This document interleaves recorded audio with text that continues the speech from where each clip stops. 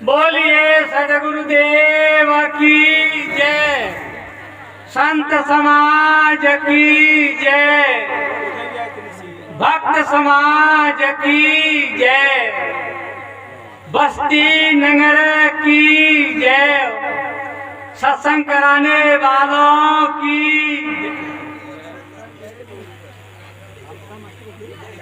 सर्वप्रथम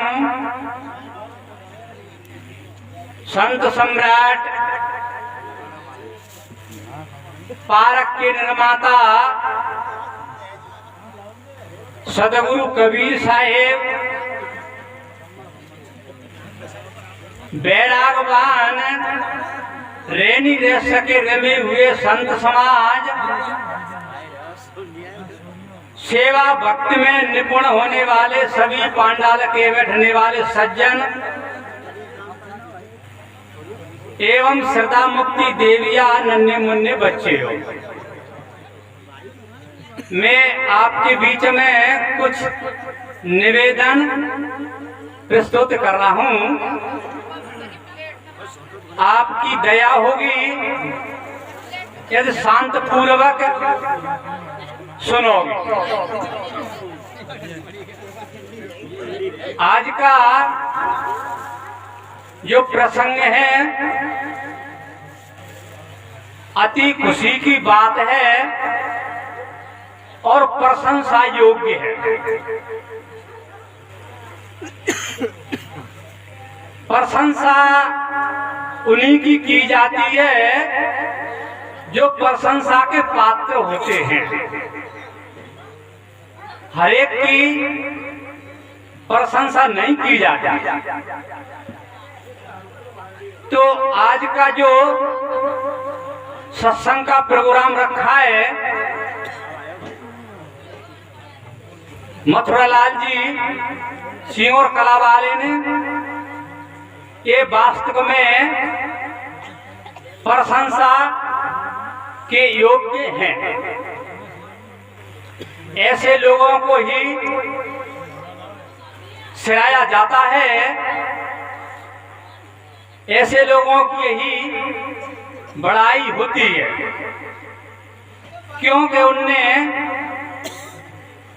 एक नहीं सभी लोगों का स्वागत किया। स्वागत के बेमुख उसने किसी को छोड़ा नहीं। तो ऐसे सज्जनों की सद्गुरु कबीर साहब ने प्रशंसा करी है। बीजक के अंदर 14 नंबर की साखी में कहा है, हंसा तू तो सुवर्ण वर्ण, क्या वर्णू मैं तो तरवर पाए पहलियो तवे सराहूं तो। हंसा एक पक्षी होता है, लेकिन हंस की यही पदवी इस मनुष्य को भी दी गई है। जो मनुष्य अच्छा कार्य करते हैं, नीति भाव में रहते हैं, परोपकारी होते हैं, वे हंसगी की पदवी पर ठहरते हैं। उनको हंस ही कहा जाता है। हंस की पहचान महापुरुषों ने बतलाया है कि नीर चीर का करे निवेरा, कहे कबीर सोई जन मेरा। नीर चीर का निर्णय करने वाला, अलग अलग करने वाला हंस पक्षी होता है। उनको 250 ग्राम दूध और 250 ग्राम पानी मिला करके किसी पात्र में रखा जाए तो उनकी ये विशेषता है कि वे 250 ग्राम दूध को खा जाएंगे और 250 ग्राम तुम्हारे पानी को छोड़ देंगे। मिला हुआ पानी है, भले ही मिला हुआ पानी है, लेकिन पानी को छोड़ देंगे और दूध को ग्रहण कर लेंगे। अब कैसे करेंगे? तो महापुरुषों ने उसकी छानबीन किया है। अंश की चोंच में खटाई होती है, ध्यान दीजिए, अंश की चोंच में खटाई होती है। जब वो अंश उस पात्र में चेंच चुबाता है, मानी उसमें खगाता है, डालता है, तो उसकी खटाई से दूध फट जाता है। खटाई से दूध फट जाता है तो दूध की खुटकें, दूध की प्रशंसा ये होती है कि फटने पर दूध ऊपर आएगा, उसकी खुटक ऊपर आएंगे और पानी नीचे जाएगा। तो वो खुटक सी ऊपर आती है दूध की, तो वो अंश ऊपर से उनको उठा उठा के खा जाता है और पानी को छोड़ देता है। इसी की प्रशंसा सतगुरु कबीर साहब ने बीजक के अंदर किया। हंसा तू तो सुवर्ण वर्ण, हे हंस, शुभ कार्य करने वाले मनुष्य, तू सुवर्ण वर्ण है। जैसे सोने की प्रशंसा की जाती है,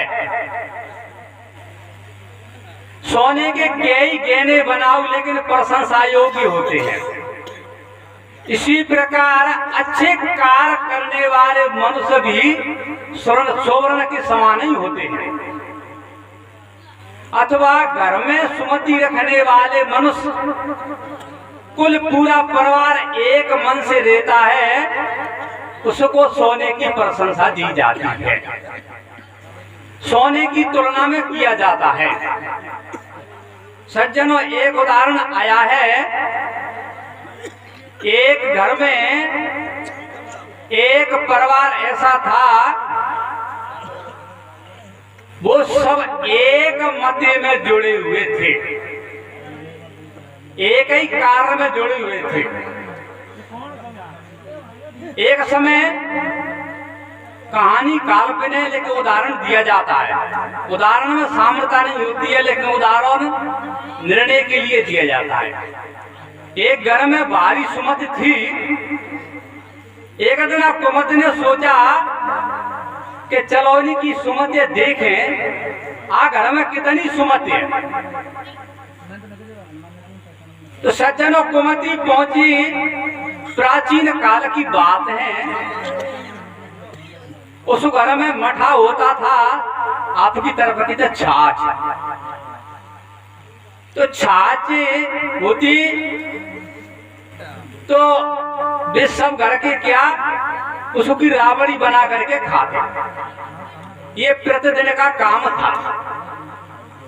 अब कुमत पहुंच गई तो क्या हुआ कि बड़ी बहू ने, उसके घर में 4 बहू थी और माताजी और पिताजी दोनों थे। क्या हुआ कि जब बड़ी बहू ने उस चूल्हे पे उस हाड़ी को रखा और नमक डलाई ला रही, फिर बीच वाली उससे छोटी बहू पहुंची, उसने लकड़ी को और जलाया। तब विचार किया कि उसमें नमक नहीं डला हुआ होगा, तो उनने भी नमक डाल दिया उसमें जो तनाई। तीसरी पहुंची तो तीसरी ने उसमें डाला दलिया, तो दलिया के ला रही नमक डाल दिया। चौथी पहुंची बाद में, तो चौथी ने भी लकड़ी जलाई और नमक डाल दिया। सज्जनों, 54 नमक हो गए, क्यों कुमत पहुंच गई। अब उस घर में मर्यादा क्या थी कि सबसे पहले पिताजी को भोजन दिया जाता था, उनके लारे ही माताजी को भोजन दिया जाता था, फिर बड़े भाई को ऐसे क्रम बाई क्रम उसको भोजन दिया जाता था। उस घर की ये मर्यादा थी। सज्जनों, पहले पिताजी को भोजन दिया, पिताजी ने जो अपने मुंह में रावड़ी को दिया तो चौगुनी कड़वी थी, क्योंकि 4 गुना उसमें नमक डल चुका, तो चौगुनी कड़वी थी। पिताजी ने कहा क्या अब छाछ हचे का? हाँ पिताजी हचे कि आज की जो रावण है तुम्हें टाइट कर देंगे, गाड़ी कर देंगे, उसमें को छाछ लिया। सज्जनों, उस पिताजी ने पटक छाछ, उसमें पटक छाछ और एन पतरी कर ली रावड़ी और नमक एन लेवल पे लिया है, नमक को एन लेवल पे लिया है, सीमा पे। पिताजी भोजन पा करके चले गए, माताजी को भोजन दिया। माताजी ने कहा कि तुम्हारे पिताजी ने कुछ कहा? हाँ कहा कि आज की जो टाट बहिरी है, मानी गाड़ी बहिरी है, वो छाछ वो रावड़ी है, कच्चू हमारी तरह की भाषा है आज, रावड़ी है जो गाड़ी है, ये मुझको भी छाछ लिया। सज्जनों, इतना ही छाछ उसने पटक लिया माताजी ने। क्रम बाई क्रम कहने का तात्पर्य है ये सब घर वाले इसी प्रकार से खाते चले गए, लेकिन किसी ने किसी को दोष नहीं दिया, किसी ने किसी को दोष नहीं दिया कि ये रावड़ी ऐसी बनाई क्यों, इसमें इतना नमक डाला क्यों, ऐसी क्यों खराब किया, किसी ने किसी से नहीं किया। सज्जनों, चारों बहू ने को नंबर हुआ तो बहू ने जब छाछ खाना शुरू, वो रावड़ी खाना शुरू किया तो बहन ने कही तूने नमक डाला? हाँ मैंने भी डाला। तूने नमक डाला? हाँ मैंने भी डाला। चारों ने कही कि हम चारों नमक डाले, तो बिल्कुल कड़वा तो हो गया। लेकिन पिताजी और माताजी खाए गए थे, हम खा जाओ के कौन थे?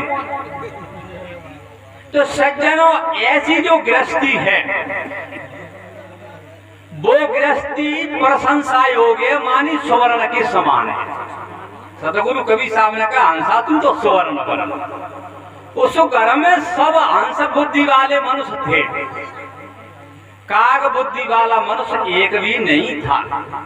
यदि काग बुद्धि वाला उस गृहस्थी में एक भी होता तो धुंध मचाता, झगड़ा करता, एक दूसरे को दोष देता, लेकिन किसी ने किसी को दोष नहीं दिया।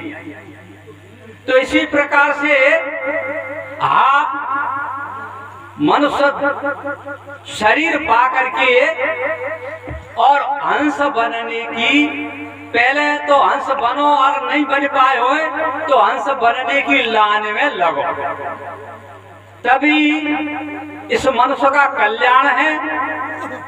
नहीं तो हंस बुद्धि को धारण नहीं करोगे तो काग बुद्धि तो अपने आप आ ही जाएगा। काग बुद्धि तो वो जब हंस बुद्धि नहीं है तो काग बुद्धि को जगह तो वहां में है, इसीलिए वो काग बुद्धि आएगी। तो हंस